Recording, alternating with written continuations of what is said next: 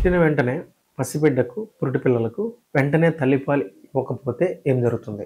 ఎందుకు పుట్టిన వెంటనే తల్లిపాలు బిడ్డకు ఇవ్వాలి అంటే, పుట్టిన వెంటనే బిడ్డ యాక్టివ్గా ఉంటాం. ఇంకోటి, పుట్టిన వెంటనే కొన్ని తల్లి యొక్క శరీరంలో హార్మోన్స్ అనేటివి ఉత్పత్తి, వాటిని ఆక్సిటోసిన్ అని అంటాం. కానీ ఎప్పుడైతే బిడ్డ డెలివరీ అయిన తర్వాత తల్లిలో ప్రొజెస్టెరాన్ అనే హార్మోన్ లెవెల్ పడిపోయి ప్రొలాక్టిన్ అంటే ఈ మిల్క్ సెక్రేషన్ పెంచేటువంటి హార్మోన్ పెరుగుతుంది. ప్లస్ ఈ మిల్క్ను లాక్టిఫెరస్ డక్ట్ అంటే ఈ పాల గొట్టాలు ఉంటాయి చూసినా, వాటి కూడా ప్రవహించి బయటకు వచ్చేందుకు తోడ్పడే ఒక హార్మోన్ అంటే ఆక్సిటోసిన్ అనే హార్మోన్. ఈ రెండు హార్మోన్స్ పుట్టిన తర్వాత చాలా ఎక్కువ మోతాదులో ఉంటాయి. దానివల్ల పాలు అనేది చాలా తొందరగా బేబీ సక్కింగ్ అంటే ఈ రొమ్ము యొక్క నిపుల్స్ని బట్టి బలంగా లాగడం వల్ల ఆ స్టిమ్యులేషన్ బ్రెయిన్ సిగ్నల్స్కి వెళ్ళి ఈ హార్మోన్స్ అనేది రావడం వల్ల వెంటనే మిల్క్ ప్రొడక్షన్ అనేది చాలా ఫాస్ట్గా జరగడం జరుగుతుంది. ఇదొకటి. రెండు, బిడ్డ పుట్టిన తర్వాత పాలు చాలా ఆలస్యంగా ఇవ్వడం వల్ల ఏంటంటే బిడ్డలో యొక్క గ్లూకోజ్ శాతం తగ్గిపోయి నియోనేటల్ హైపోగ్లైసిమియా వచ్చి ఒక్కోసారి ప్రమాదకరంగా సీజర్స్ అంటే ఫిట్స్ కూడా రావచ్చే అవకాశం ఉంది.